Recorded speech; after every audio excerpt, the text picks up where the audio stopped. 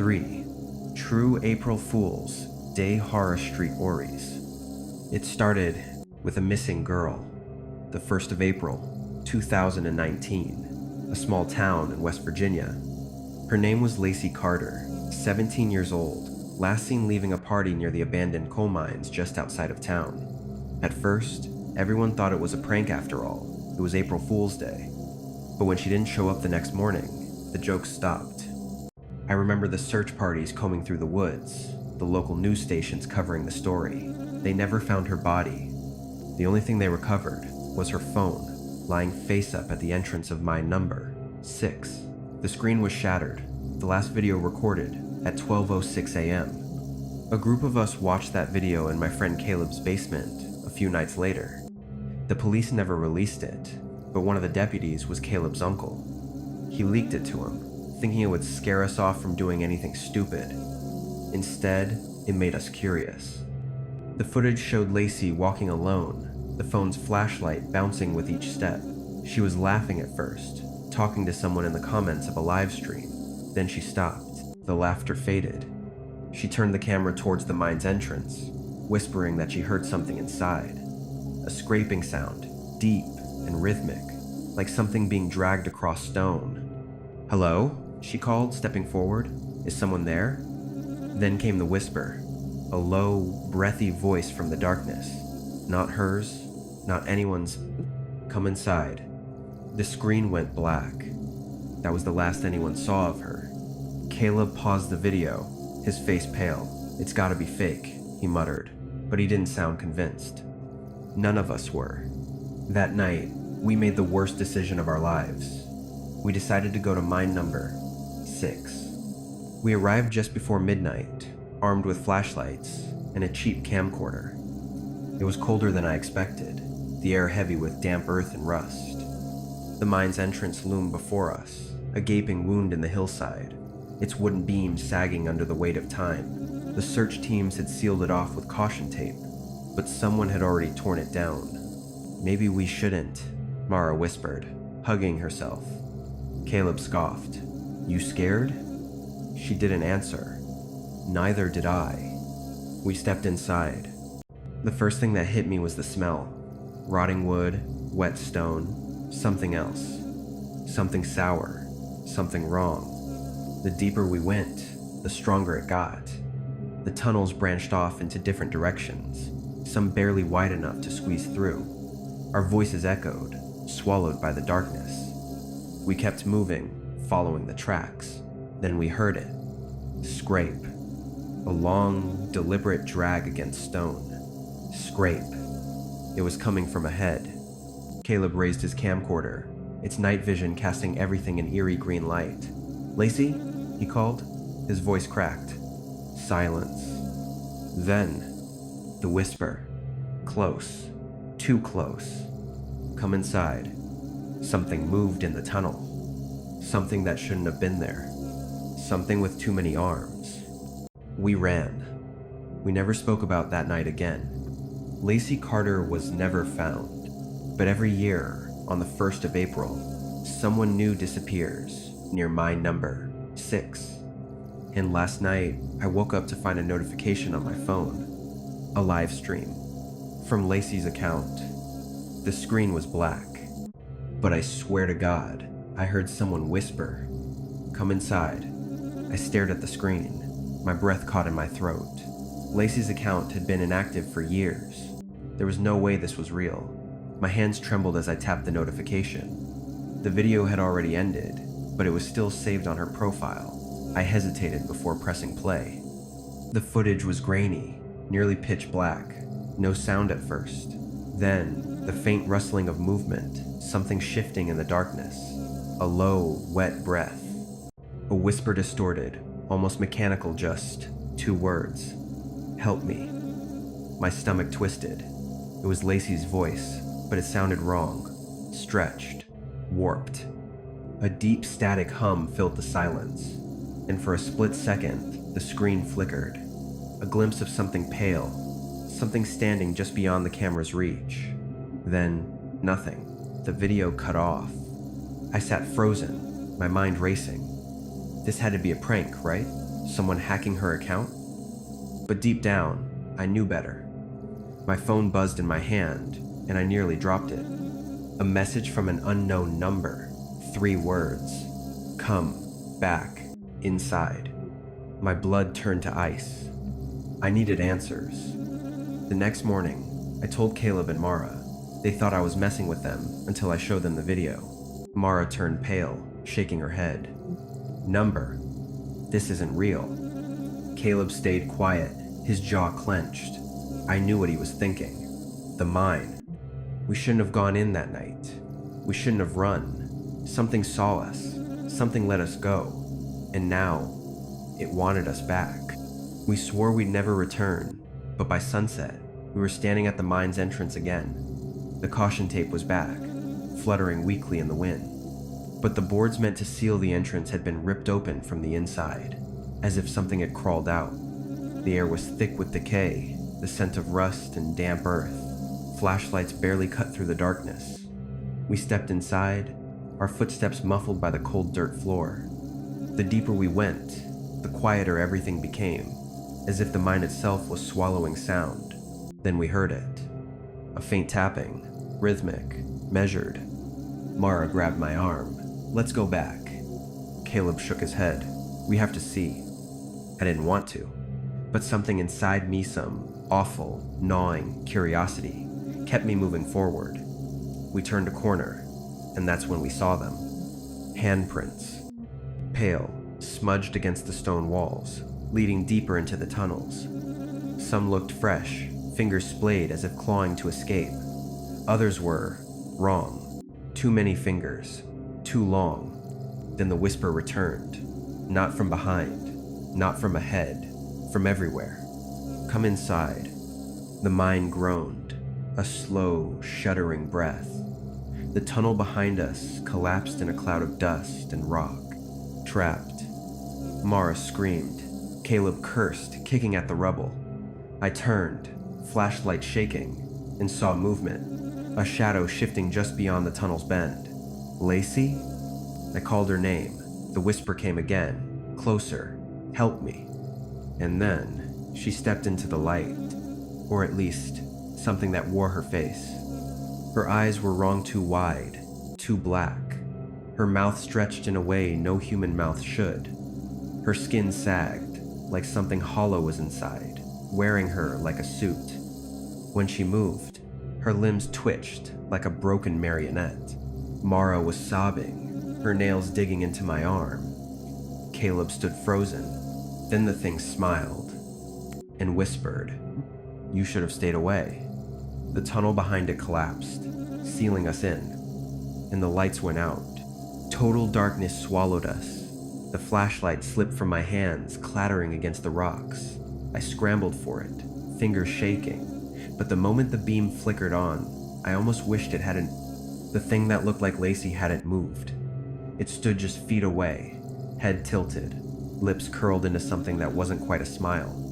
Its body twitched with small, jerky movements, bones shifting under loose skin. The air felt wrong thick, pressing against my chest. My breath came in shallow gasps. Mara whimpered beside me, her nails digging into my wrist. Caleb was silent, but I could hear his ragged breathing. No one moved. No one dared. Then, it took a step forward. The sound it made wasn't right, like wet meat slapping against stone. My stomach churned. Another step, and then another.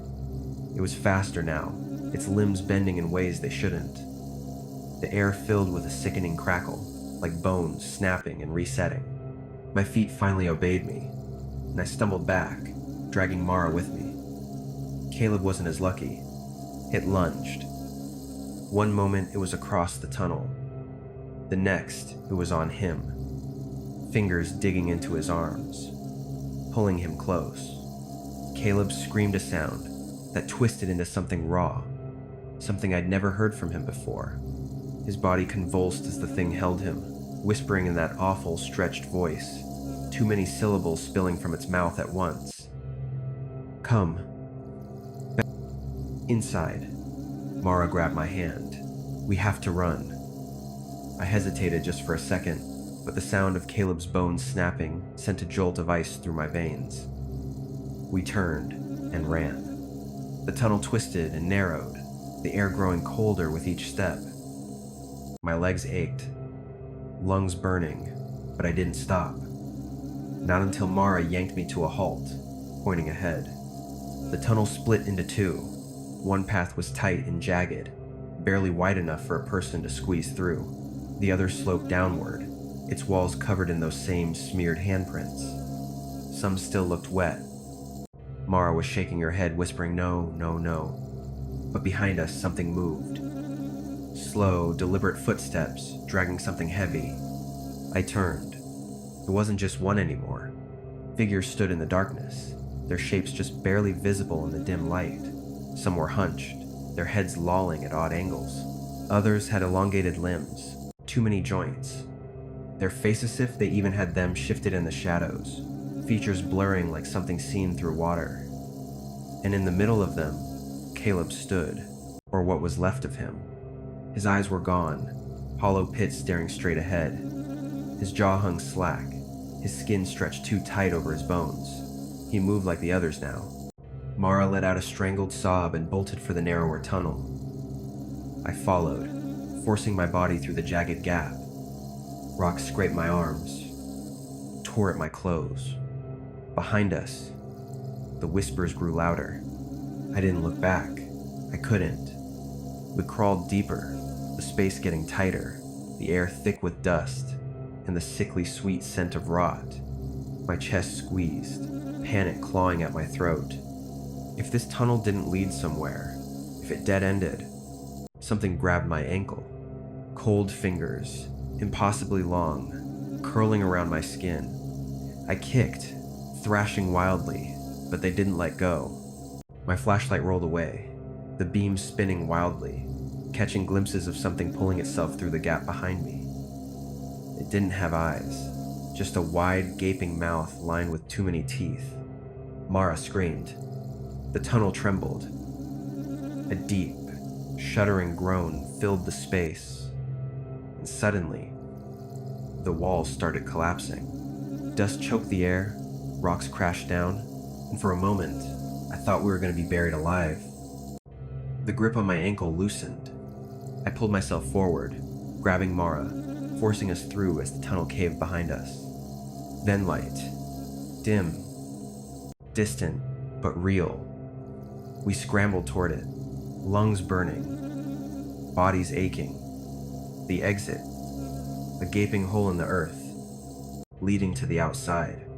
We burst free just as the tunnel behind us collapsed completely, sealing whatever was inside. Inside. We didn't stop running. Not until we reached the car. Not until we were miles away.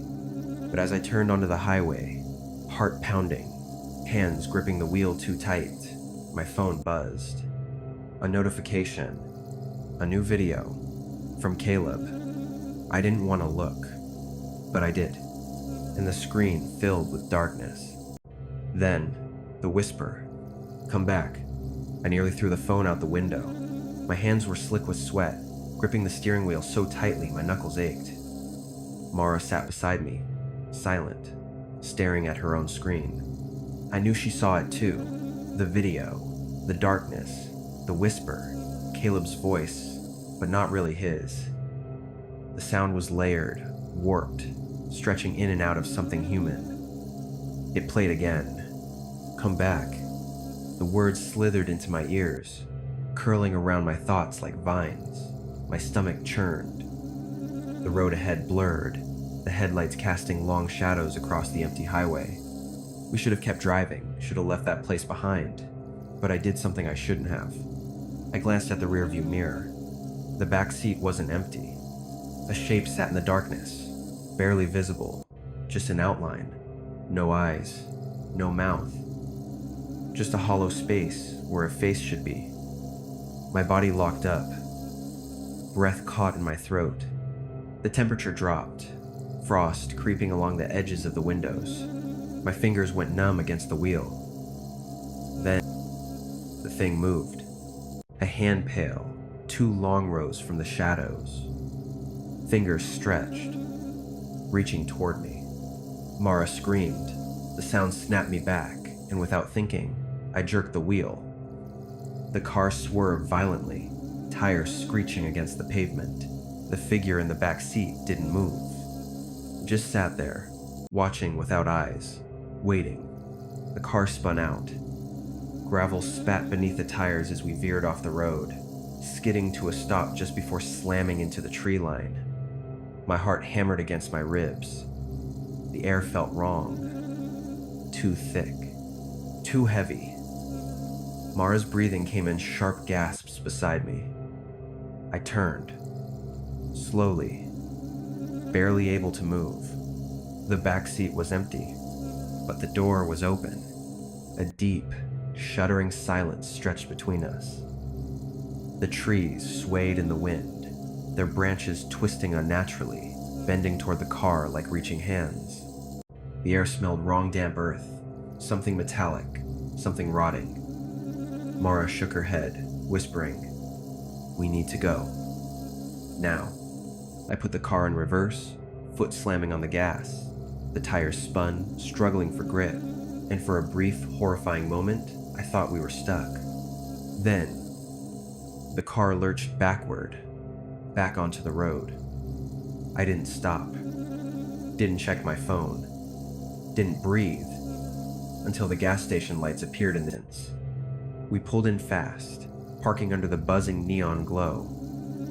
The place was nearly empty, just one bored cashier behind the counter. The flickering lights cast long, twitching shadows on the pavement. I killed the engine, exhaling shakily. "We can't go home," Mara said, voice hollow. "It'll follow us." I knew she was right. Something had latched onto us. Something from that tunnel, from the dark, and it wasn't letting go. My phone vibrated again. Another notification.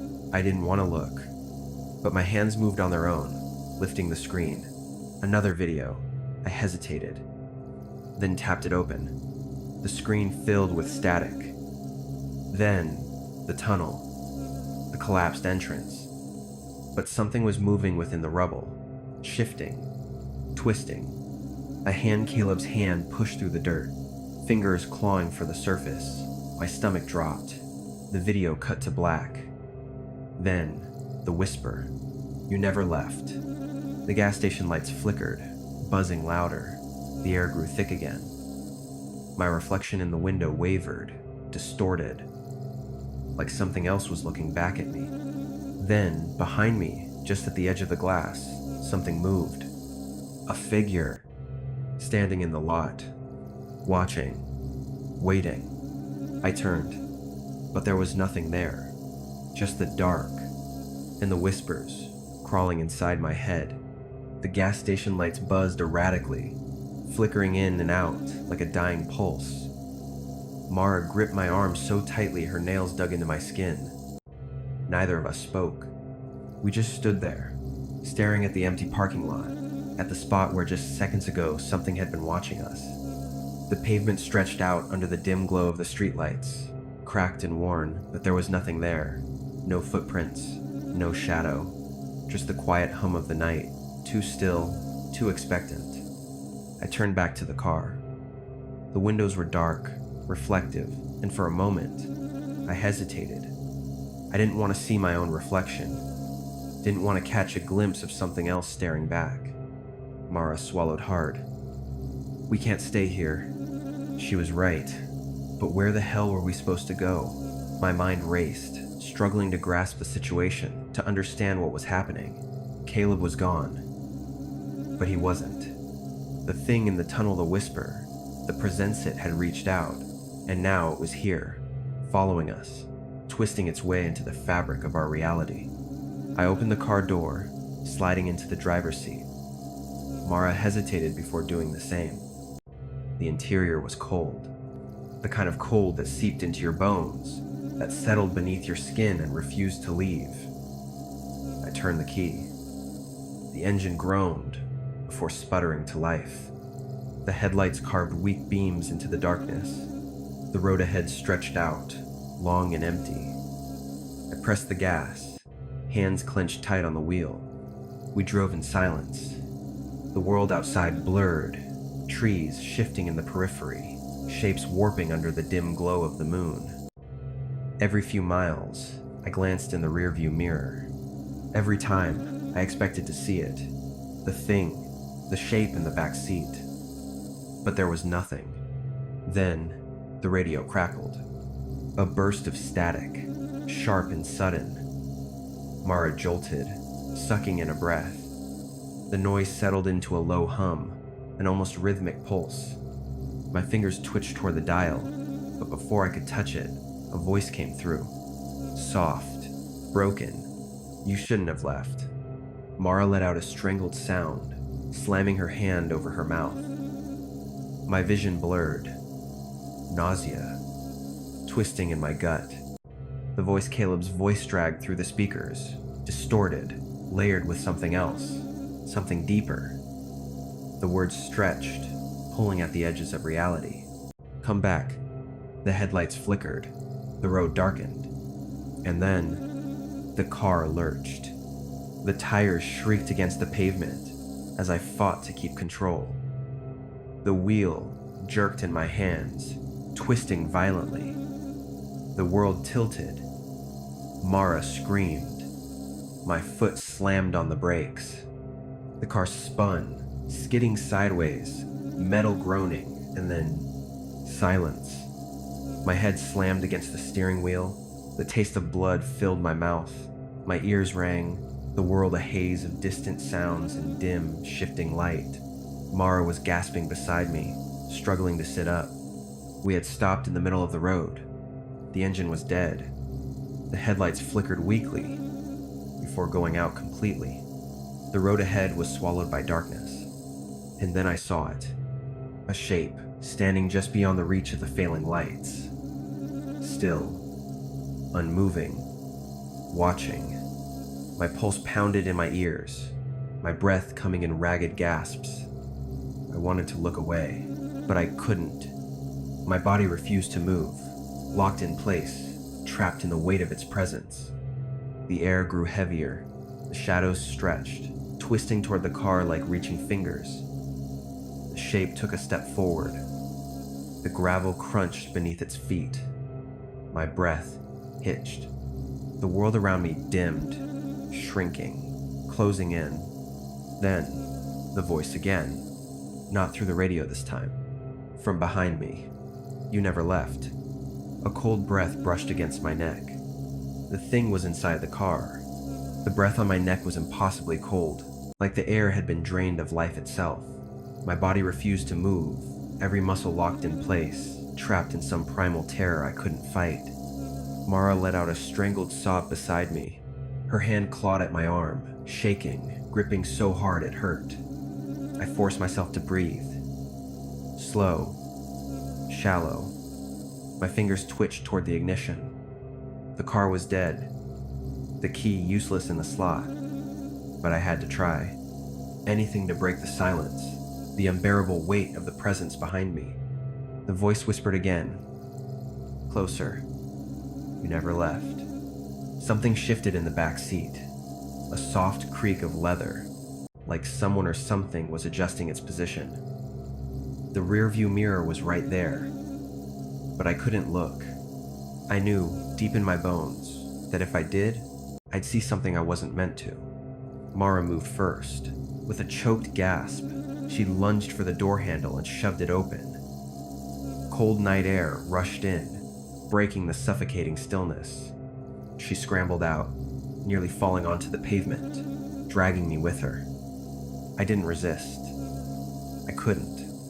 We stumbled away from the car, breath coming in ragged gasps. The road stretched out around us, empty, lifeless. No headlights in the distance. No signs of civilization. Just the dark expanse of the forest, pressing in from both sides, the trees standing like silent witnesses. I turned back to the car. The back door was open. I hadn't heard it move. Hadn't seen it open, but it was. A gaping black void, leading into something that was no longer just a car. And then the shadow stepped out. It wasn't human. The way it moved slow, deliberate, yet weightless and ice through my veins. It had no face, no eyes, no features. Just an absence of light, a void in the shape of a man. But I could feel it watching. Mara's hand gripped mine so tightly I thought my fingers would break. "Run," she whispered. I didn't think. Didn't hesitate. We turned and bolted, feet pounding against the pavement, lungs burning. The road stretched endlessly ahead, the trees blurring past. I didn't dare look back, didn't want to know if it was following, but I heard it. The whisper, right behind my ear. "You never left." A hand brushed against my shoulder, cold as death. I lunged forward, nearly tripping, forcing my legs to move faster. The road dipped suddenly, leading into a curve. And then, lights. Faint, distant, but real. A gas station. Flickering neon casting a sickly glow against the night. I didn't care how far it was. Didn't care if it was abandoned. It was something, anything, that wasn't this endless stretch of darkness. We sprinted toward it, hearts hammering, lungs screaming for air. The building loomed closer, a run-down structure with a single rusted-out car parked near the entrance. The sign buzzed weakly.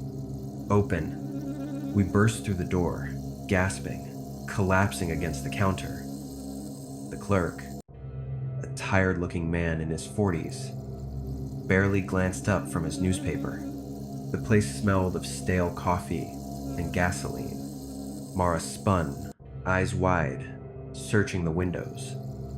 Nothing. The road outside was empty. The car, all gone. I turned to the clerk, forcing words through my burning throat. "Did you see?" He cut me off before I could finish. His voice was flat, matter of fact. "You never left." The newspaper in his hands was upside down. And his eyes were gone. Mara let out a strangled gasp, stumbling backward, her hand clamping onto my arm like a vice. My breath hitched. The clerk's hollow socket stared straight ahead, empty, yet filled with something worse than darkness. The upside-down newspaper crinkled in his hands, his fingers twitching against the paper. "You never left," he repeated, voice flat, toneless. The gas station around us seemed to distort, walls stretching, lights flickering in and out, casting long, unnatural shadows. My stomach turned. The air pressed in, thick and suffocating. Mara turned, eyes darting toward the door. "We have to go. Now." "How?" I moved on instinct, grabbing her wrist, yanking her toward the exit. The clerk didn't react, didn't move. His head just slowly, impossibly, tilted to one side as we shoved through the glass door into the cold night. The parking lot was empty. The rusted-out car was gone. The road beyond stretched endlessly, disappearing into the black void of the forest. No sign of the thing that had been following us. But I could feel it, watching, waiting. Mara's breath came in ragged gasps. What the hell is happening? I didn't answer. I didn't know. But the words from the shadow, the clerk, they repeated over and over in my head, drilling into my skull. "You never left." Something clicked. My stomach lurched. My pulse pounded in my ears. What if we never actually escaped? What if the road, the gas station, everything was just another loop, another layer? I spun back toward the building. The glass door was gone. Just a black, yawning emptiness where the entrance had been. The fluorescent lights inside flickered erratically. And in the shifting glow, I saw them. Silhouettes, standing motionless inside. Not just the clerk, more figures, dozens of them, Faces blurred, bodies barely human, all turned toward us, watching, waiting. The air grew colder. The whisper returned, this time from everywhere. You never left. A sharp, ice-cold pain shot through my skull. A splitting migraine, like something trying to claw inside my head. Images flashed behind my eyes, distorted reflections. Endless roads, Mara screaming in a place that wasn't real. A car crash, twisted metal, blood. My knees buckled. The world tilted. Mara's voice called out, but it was distant, like she was being pulled away. Or maybe I was. A hand gripped my shoulder, cold, familiar. I turned and saw myself, my own face staring back. But it wasn't me. The eyes were hollow, the expression blank, twisted into something unnatural. My reflection reached out, fingers pressing against my chest. A static hum filled the air. The sky split open. Mara screamed. Then, silence. I gasped awake, choking on air, body drenched in sweat. My fingers dug into the steering wheel. The engine hummed beneath my hands. The dashboard clock blinked. 3:30. Mara stirred beside me, groggy, rubbing her temples. Did we? I turned, heart hammering. The road stretched ahead, headlights illuminating the endless blacktop. No gas station, no figures. Just the car, the forest, the night. Mara exhaled, shaky. That was a dream, right? I wanted to believe that. I really did. But in the rearview mirror, the backseat door was open, and something was sitting inside.